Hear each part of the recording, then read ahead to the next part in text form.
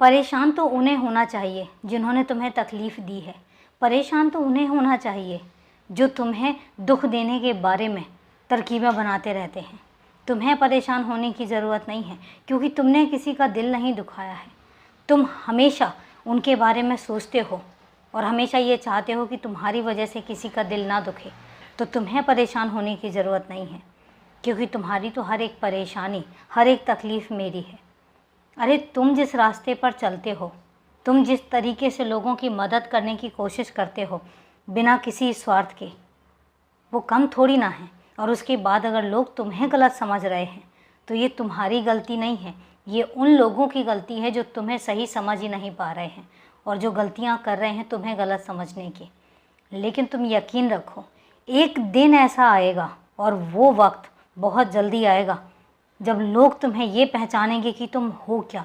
जब लोग तुम्हारे बारे में बातें करेंगे, आज भी लोग तुम्हारे बारे में बातें करते हैं, लेकिन वो बातें नकारात्मक होती हैं।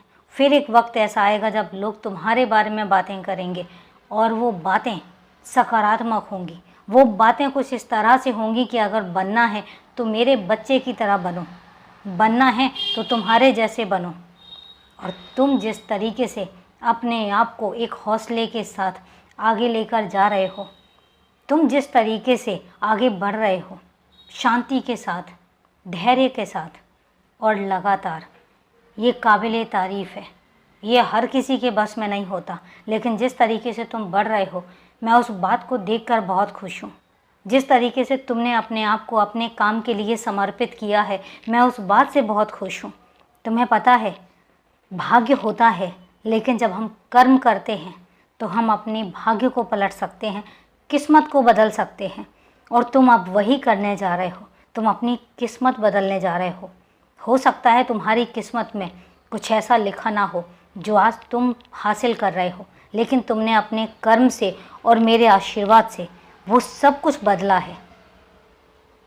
तुमने साबित किया है कि तुम मेरे ऐसे बच्चे हो जो अगर ठान ले तो बहुत कुछ कर सकता है, जो अगर ठान ले तो दुनिया में अपना नाम रोशन करने के लिए कितनी मेहनत कर जाएगा, कोई अनुमान भी नहीं लगा सकता। और तुम्हें पता है, मैं तुमसे कहता हूँ कि तुम मेरे बहुत ख़ास बच्चे हो। यही कारण है क्योंकि तुम डट कर मुकाबला करते हो, तुम हार नहीं मानते हो।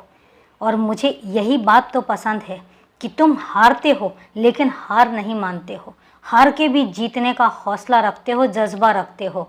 और ये जो बात है ना, ये हर किसी में नहीं होती।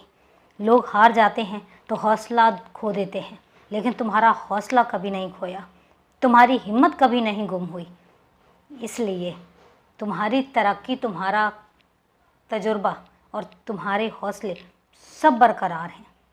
खुश रहो, सदा खुश रहो।